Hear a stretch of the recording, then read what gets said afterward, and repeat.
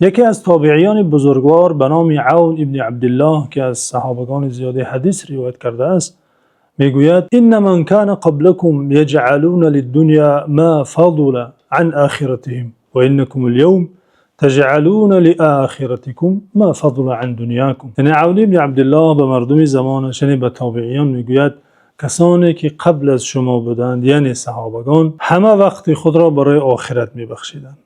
آن مقدار وقت که اگر زیادتی میکرد بعد برای دنیا میدادند.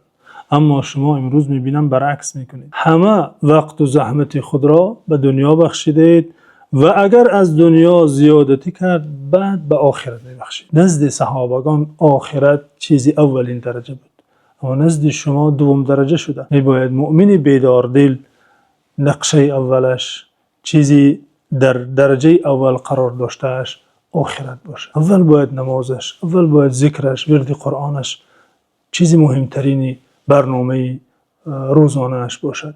بعد آن اگر وقت یافت بله به دنیایش صرف میکند، اما نباید برعکس باشد. هرگاه خالی شود بعد نماز خواند، هرگاه وقت یابد اگر بعد مشغولیت های دنیا بعد قرآن خواند. نه، چنین نباید کند.